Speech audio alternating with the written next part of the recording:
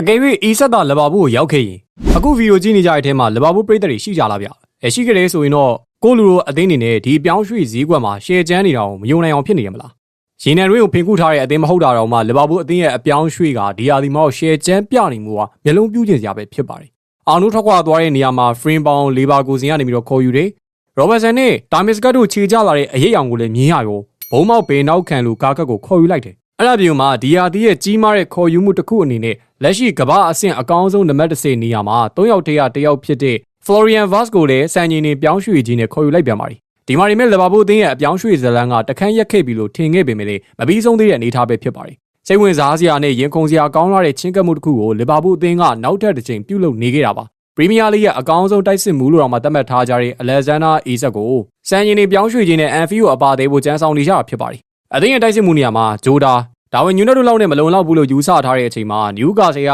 ဒီငက်မြန်လေးကလီဗာပူးအတွက်အသင့်တော်ဆုံးဖြစ်လာနိုင်ပါတယ်။ပြောင်းရွှေ့တရားအပြင်တော့ယူရိုတန်း100ဝန်းကျင်ပေါင်တန်း150ကျော်ပေးချေရနိုင်တဲ့ဒီကစားသမားရဲ့ဈေးနှုန်းကြောင့်ဘယ်သိမ်းရမှလက်မကန်ရတဲ့ဒီကစားသမားကိုလီဗာပူးကနေပြီးတော့ဘာမှဂူးမဆိုင်ဘဲနဲ့ရဲတင်းနေရှိကိုတိုးလာခဲ့တာပါ။ဒီဥကဆယ်တင်းကရောင်းချဖို့ဆန္ဒလုံးဝမရှိရကြောင်းမလို့အခုလိုမျိုးပြောင်းရွှေ့ခြေကိုတောင်းဆိုနေရလဲဖြစ်ပါတယ်။ EKDQ မရနိုင်ပေမဲ့အလားအလာတွေလည်းရှိတာအကြောင်းမလို့လီဗာပူးဟာအေးဆက်ကိုထဲထဲဝင်ဝင်စူးစမ်းလာမယ့်သဘောလည်းရှိလာနိုင်ပါတယ်။အေးဆက်သားတကယ်လို့လီဗာပူးအသင်းကိုပြောင်းရွှေ့လာမယ်ဆိုရင်တော့ဒီရဲ့အေးဆက်ပြီးတော့စားလာအဲ့ဒီအတွဲဘက်ကပရီးမီးယားလိမှာသာမကဘဲနဲ့ဥရောပမှာပါအကောင်းဆုံးတိုက်စစ်အတွဲဖြစ်လာဖို့ရှိနေရတော့အသေးချာပါပဲဗျ။ကဲဘလို့လဲဗျ။လီဗာပူးရဲ့ဖန်တွေပျော်ကြတယ်မလားဗျ။